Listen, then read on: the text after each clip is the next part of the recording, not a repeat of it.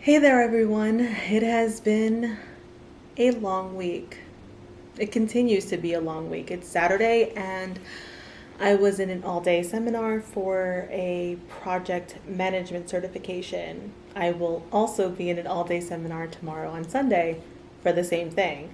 And if I'm lucky, I will take the exam tomorrow. And if I'm even luckier, I will pass. But I really, really wanted to squeeze in this video because I had promised myself when I said I was going to do this that I was going to do it. I was going to really commit to it.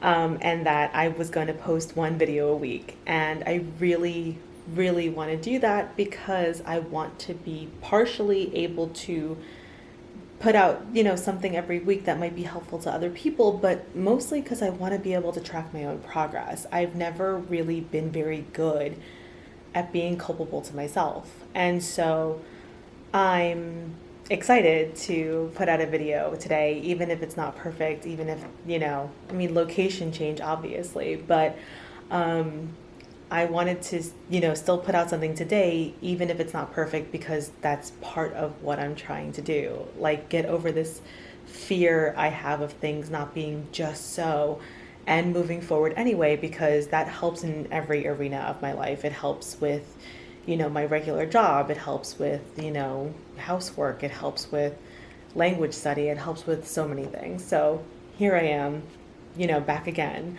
And this week I wanted to talk about where my current baselines were versus, where I want to be at the end of Q1. And for those of you who don't work in corporate America, most years are, broken up into quarters. And if you work in an office, you get really used to just talking things Q1 versus Q2, Q3, Q4. And so the first quarter ends at the end. It starts obviously January 1st, if you're basing it off the calendar, and it ends at the end of March. And so we're already at the very tail end of February. But I don't want to just kind of call this month or this quarter a wash, because 30 days can still really get me very far in my goals if I let them. So to start with where I am, because you can't navigate to where you're going if you don't know where you are. And more importantly, you can't navigate anywhere if you're not realistic to yourself, if you're not honest about where you are. Because I think sometimes, I think that's the Dunning-Kruger effect, where you think you're much better than you actually are. And I think sometimes too, we gauge ourselves too harshly and we think, oh, I'm absolutely awful. And that's not helpful either. So, kind of taking a little bit of a detached look and really letting myself just gauge where I am with no judgment helps me to see where I really am and, what I can do about where I'm going. So, where I am right now with French is, honestly, weirdly, probably one of the worst places in my life because I don't speak it very much. And that's my own fault. I have family that lives in France. I have no excuse. I have no reason not to be speaking this language. Other than I'm embarrassed and I'm a little bit ashamed at my skills having lowered so much.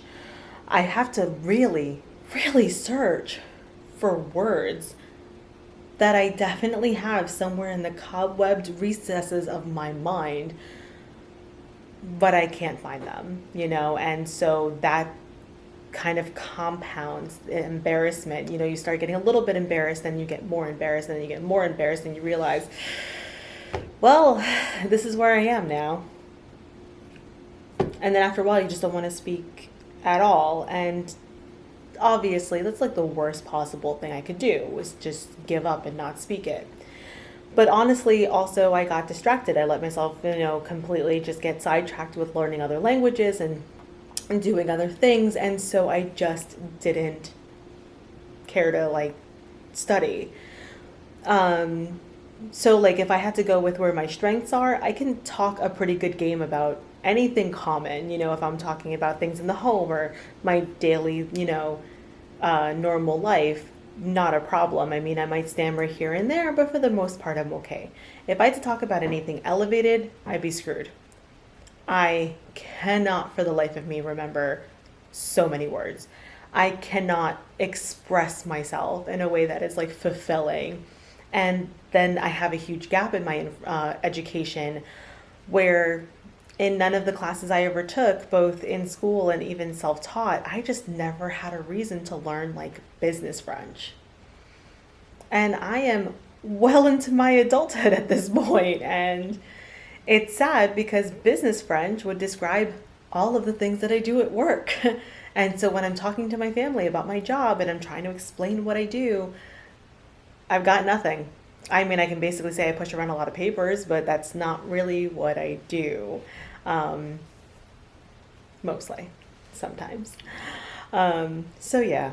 Um, Clearly, though the good news about that is it kind of puts a very obvious spotlight on the things that I can specifically target. So I've downloaded an audiobook specifically for business French, and it starts with the very basic stuff and it goes, further there. So that's going to help me. For my current level in Chinese, if I had to put a label, well, like for French, if I had to put a label, I would say like upper intermediate to lower advanced. If I had to put a label on my Mandarin skills, an intermediate mess. There it is. Because I've actually taken standardized testing for Chinese, the HSK is the international exam that's issued by the Chinese government. Um, I've passed HSK 3, which means I know more than 600 words, but I haven't had the opportunity to take the HSK 4, and I know fairly well that I would not pass. So I'm somewhere between 600 words and 1200 words. But that doesn't really tell you very much. And because I don't really have many people that I can speak Chinese to on a regular basis who are really able to correct me, who have sort of like an educational mindset, I just have no real gauge of where I am right now. But that's okay. The good news is because, I know my strengths are in everyday conversation, um, easier topics. Weirdly, I know a lot of verbs, but I don't know nearly as many nouns as I should know. Like, I don't know the word for most clothing items, which is often one of the first things you learn. It's really strange. I have really weird gaps in my knowledge, but I'm okay with it. I'm going to take that and let it go where it is. And I'm letting go of a lot of pride. So with that, I've let myself just sort of re-enroll in like an HSK1 course and kind of speed run it. If I know stuff, I can ignore it. If I don't know something, I can highlight it, make sure that I learn like a specific grammar item or a specific set of words, or even little cultural items or phrases that I may have skipped over or not noticed because I didn't study for the HSK 1 or 2. At that time, I had enough accumulated knowledge that I just went and took the exams and passed them. HSK 3, I actually studied for, and at that point, I was just like, this is fine. Except that I was behind all the time, except that I felt lost a lot, and I backed myself into a corner, and I realized that I was the one that put myself there.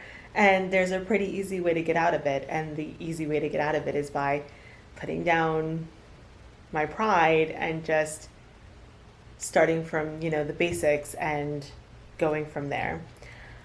So what are my Q1 goals? I refuse to be the kind of person anymore that thinks that because we're so deep into the quarter, well, I shouldn't even think about the quarter and just like give up on it and like start worrying about Q2, which starts in April. But I refuse.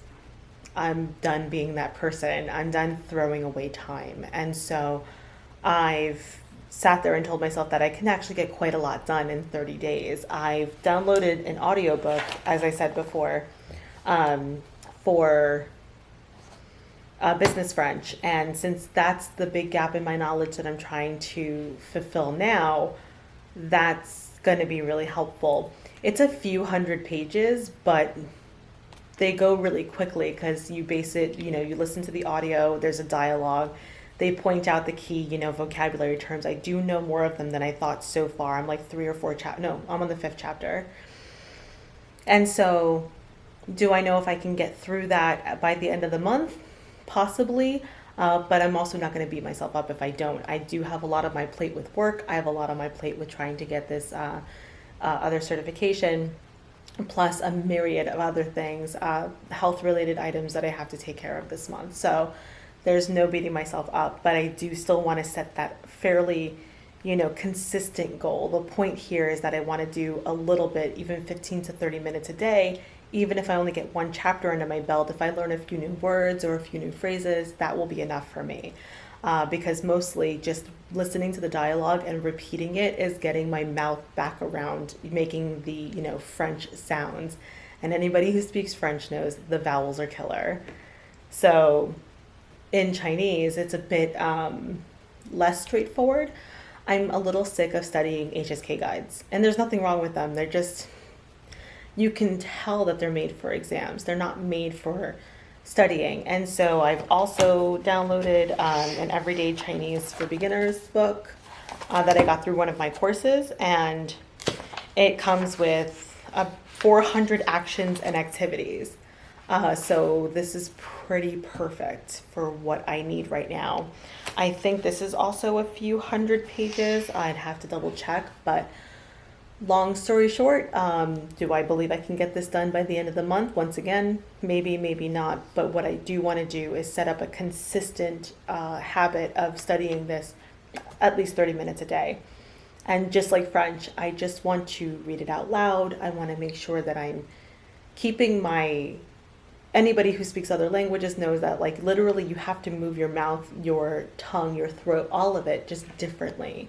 And if you get out of the habit, the words literally become foreign to you again, and you have to rework the muscles in your face to make the words happen in the way that sounds pleasing. So basically, that's where I'm at. I'm going to be, letting myself go with these books, and that's about it.